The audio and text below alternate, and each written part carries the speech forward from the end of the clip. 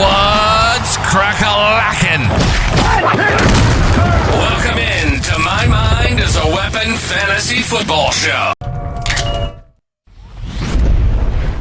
Welcome into the episode of My Mind is a Weapon Fantasy Football Podcast. I am your host, Sleaze. Today we dive into the rankings. Today's episode is going to be my top 10 defense, top 10 kickers, plus one streamer each, guys. And it's going to be definitely tougher because we do have BYEMAGGEDON this week with 6 teams on a bye. So even like the streamer plays are going to be tough to find, but this is the best I can do to get them out there. So Lions, Raiders, Rams, Cardinals, Seahawks, Jaguars, all on a bye this week. So in this video, what I'm going to be looking for in kicker and defensive or kicker rankings is going to be high implied point totals, high-powered offenses, and grunge matches in between the division where I think they're going to be low-scoring game and more field goals are kicked. And then we'll dive into defensive statistics and why I like these defenses a lot this week, guys. So before we hop in there, make sure you tap that thumbs up, hit that subscription button, turn that bell on so you don't miss a video, so you know when I'm live. I'll also be live Thursday, Friday, Saturday, Sunday, Monday this week. I'm not out of town. I've been out of town like a madman for the past couple weeks before this.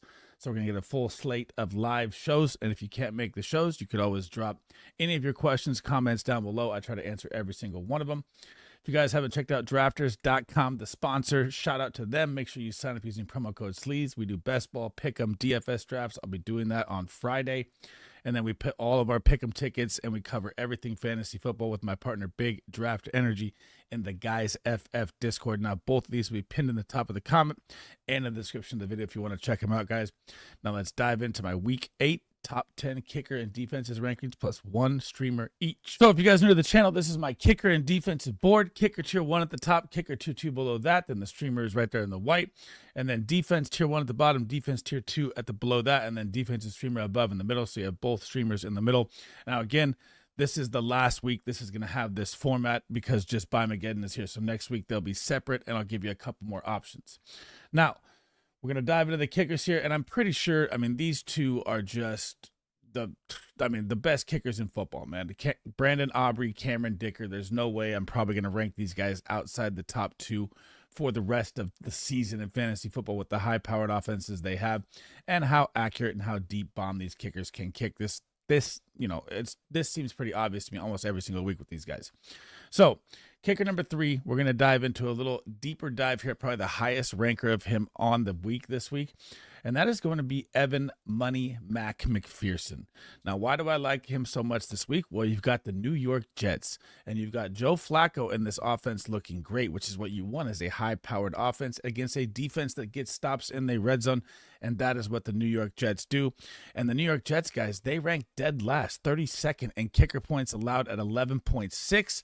This is what you want. They've allowed 18 PATs, and they've also allowed 14 or 12, 17 field goals. So this is going to be a smash play here for Evan Money Mac McPherson, and he got absolutely on fire last week as well as soon as Joe Flacco turned the offense around. Number 4, and this is banked on Lamar Jackson playing, but if you're looking at like the odds of the games and they have his player pick him, everything out, that means he's going to play, in my opinion, and it's going to be Tyler Loop. With Lamar Jackson back, you're going to get a matchup versus the Chicago Bears, and you're looking for that high implied point total game. This is 49.5, one of the highest on the week, behind the Cowboys and Broncos. So high scoring games. And if you look at Tyler Loop when Lamar Jackson was out there, he had 2 10-plus games or 10-plus point games. So just him being back is going to elevate this offense, and the Ravens, man, don't count them out at 1-5. Number 5, Chase McLaughlin, and this is the kind of in-division grunge game you're kind of looking for here, right? And you get the New Orleans Saints, and we know the New Orleans Saints are not a good defense, not a good team, period. They are kind of getting better with Kellen Moore. They've got Spencer Rattler playing better, but just on the season, they rank 19th, and they give up 9 points a game to the kicker right there. You've got Tampa Bay now with Mike Evans down, with Chris Godwin probably out for this game. Bucky Irving, we don't know, and the bye is coming next week. They're not going to take any chances at not taking any points they can get, and Chase McLaughlin is going to be my kicker number 5 to round out tier 1. Heading down to tier 2, kicker number 6, and I kept him off last week. That's my fault. That's Eddie P. Pinheiro. I thought that the Falcons would beat us with our defense being beat up, and Robert Saleh played out of his mind. Now we're going to get the Houston Texans, and you know this is going to be an ugly game on the Texans side offensively because they can't move the ball, so the opportunities are going to be there in bunches. Looks like we won't have Brock Purdy. Still don't have Ayuk. May not have Purcell. So, I mean, this is going to be a game where every point counts, and Eddie P has been absolutely on fire, and it's a low implied point total game, so that means every point they're going to take, in my opinion. Kicker number 7, the revenge game for Aaron Rodgers at the Green Bay Packers. This is what you want. You know that Aaron Rodgers is going to play lights out. They're not going to leave a single point on the board. This is like the hype game of the week, Sunday Night Football. And I think the over-under is too low at 44.5. I think that's, should be higher. I think it's going to be a shootout game, honestly. Kind of like the Bengals and Steelers call I made last week. Kicker number 8, moving on here, Harrison Butker, and this could just be straight 6-7 PATs, right? Because the Chiefs' offense is unstoppable right now. Patrick Mahomes is your MVP. You get the Commanders. Yeah, it looks like Terry and Debo might be back out there, but they still might not have JD5. So if JD5 is out there, it even elevates Harrison Butker higher to me, but I think the points are going to be there in bunches. I think he's an easy 10-point play. Number 9, we're going to go back to that 49er game, man, here. So the Houston Texans defense is very good, but their offense just can't score touchdowns. So, yeah, you got the 49ers beat up. Yeah, you've got a struggling offense with the Texans. This could be a field goal kind of game here, and Kai Fairbairn is one of the best kickers in football. They just, they don't score. So they don't score touchdowns. So I still like him as my kicker number 9. Kicker number 10, Will Lutz. This is where you target the high implied point total game, 51.5. I said it yesterday on my shows. It was, I think, 49.5 to start the week, and I was like, it's going to go to 52.5. It's already bumped up 2 points, and I think it's going to be even higher than this. And I know you're looking at the Cowboys like it's a tough, they got a tough matchup with the Broncos, but Dak Prescott is out of his mind, and there's no way I'm sitting the guy. On to my streamer here. So, tougher to find a streamer. So, Michael Badgley. You get the Tennessee Titans. You have the highest powered offense in the NFL with the Indianapolis Colts, which is bonkers to me with Indiana Jones. And you get the Tennessee Titans. The over-under is 47.5, and I don't even think the Titans score 14 points. That's how many points the Colts average per game. The 34.5 points per game is bonkers. So even if I get, 5 touchdowns, I get 5 PATs, that's fine, maybe 1 field goal. I'm looking at a 10-point play. And the Tennessee Titans offense is not moving the ball at all, period. So moving on to the defenses here now. Now, this is my favorite defenses pickup on the waiver wire. This is the offense that you target no matter what. The Cleveland Browns just shattered the Miami Dolphins for 26 fantasy points last week. And the Atlanta Falcons defense, guys, is good. They are going to get Tua Tagovailoa, who, if he plays bad, how does it even really go for him, right? He could be benched, and we could be looking at Quinn Ewers. Jalen Waddle's banged up heading into this game. All they really have is Devon Achane. So, I mean, you have to love this play with the Atlanta Falcons this weekend. It's not even close. Number 2, and this is what you do. You just keep targeting the offenses that are just absolutely struggling, and the Indianapolis Colts are going to get the Tennessee Titans, who I don't even think have scored 20 points in a game this year. Now, I know they fired their head coach. You're going to have Tony Pollard and Tyjae Spears running against one of the toughest defenses, which is why I said to sit Kamani Vidal last week. So they're not going to get nothing done. We don't know if Calvin Ridley is going to be back. If he is, it's a very plus matchup for Calvin Ridley, but still, the offense just isn't clicking here. They kind of threw Cam Ward to the wolves, and the Colts are for real, man. He's in for a nightmare game here. Number 3, the red hot New England Patriots, and we'll talk about them both together here because I still have the Browns ranked at number 6 here. So the Patriots defense has been lights out across the board. Christian Gonzalez has been an absolute lockdown corner on every single wide receiver one. So Jerry Jeudy is in for a nightmare game. But it's kind of going to reflect both ways here.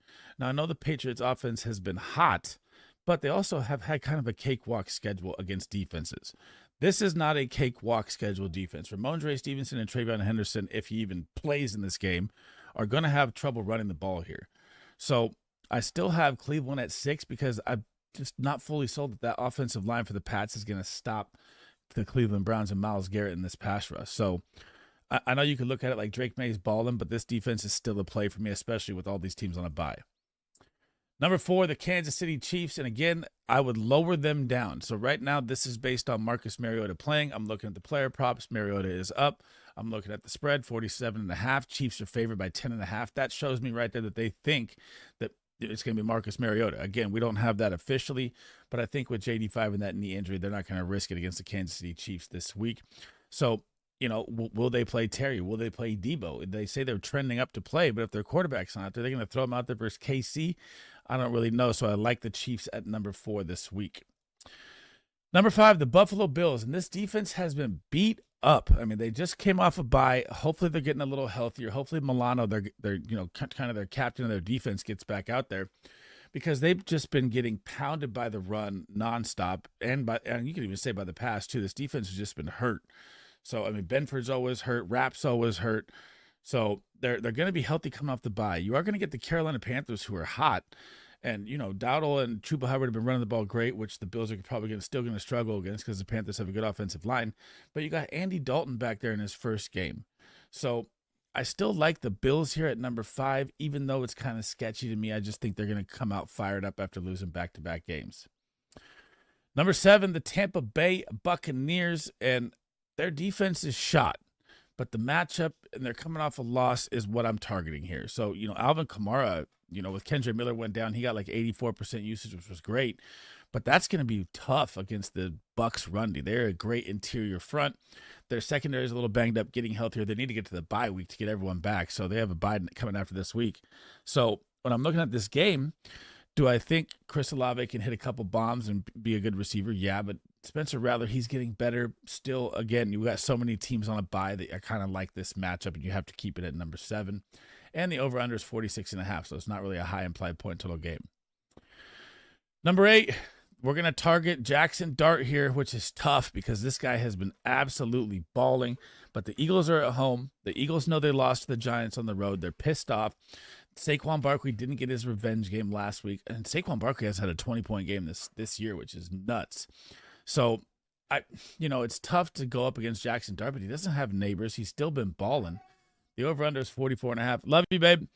And you gotta like the Eagles, again, with so many teams down. Number 9, it's the first time they've been on here all year. Welcome into the top 10, the Cincinnati Bengals. Now, Trey Hendrickson may come back and play in this game now, who was going to be a trade candidate, but Joe Flacco got them that monster win. And then they might beat the Jets and be 4-4, and we're looking at Joe Burrow coming back in possible week 12 here, and all of a sudden the Bengals have a little life. So they're going to get the New York Jets. We know that Justin Fields we don't know if he's starting or Tyrod Taylor. I'm assuming it's Tyrod, but I haven't seen the update yet. We don't know if Garrett Wilson's going to be out there. Breece Hall has been a nightmare. They have nothing going. So, I mean, if you need a dart throw play, the Cincinnati Bengals are not bad at all versus one of, if not the worst offense in football in the New York Jets. Number 10, we're going to throw them out there. And these are tough because there's so little teams playing this week that I'm going to like the Green Bay Packers against Aaron Rodgers in a revenge game. I think Micah Parsons is going to get after him. I still like this to be a high-scoring game. Again, this is my 10th ranked defense, so it's not like top 5. But I also think the game is going to be a high-scoring game. So, it's very tough. I was looking at other defenses like, do I like the Chargers versus the Vikings? No. The Dolphins versus the Falcons? No. The Panthers versus the Bills? No. The Ravens, Bears? We'll get to that in a second. Broncos, Cowboys not targeting, and Commanders, Chiefs not targeting. So it's really tough down the stretch here with these last couple defenses. So I'm going to throw the Packers in there at number 10. Now, number 11, and this is not pretty by any means. This is just so many teams on a bye. The streamer play for me is going to be the Baltimore Ravens. Now, you're going to get Lamar Jackson back. The team is going to be hyped up. You're at home. You got Chicago coming in. Could be a shootout game as well. The Ravens defense hasn't been good, but they are coming off a bye, and they are 1-5 and pissed off. So this is a complete dart throw shot with the Baltimore Ravens. And the plus side of picking up the Ravens now, if you in a competitive league and the defenses are tough to find right now, is you get Miami next week on a Thursday. So you could take the gamble of having a bad play here and then getting the Miami Dolphins next week on a short week. Thanks for rocking with me. That is the end of the episode. I hope you guys enjoyed the content. That is my top 10 kickers, top 10 defenses, plus one streamer each. Next week, I'm going to do it a little differently because it was BYEMAGGEDON this week. So next week, I'm going to do top 10 defenses with 3 streamers and then top 10 kickers video by itself with 3 streamers as well. It was just tougher this week with 6 teams on a bye. You can't really make that happen.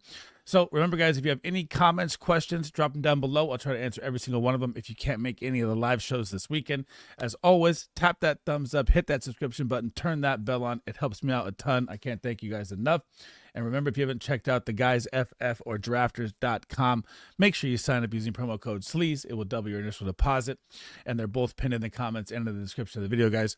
My next video will be quarterback rankings, running back, wide receiver, tight end. I'm going to try to get them all out to you guys today before the Thursday night kickoff. And then Thursday, we dive into smash starts, some sleeper plays this week that I like if you need, because BYEMAGGEDON is here, guys. Now, again, thank you guys for listening. Sleazebomb out. I'll catch you in the next episode.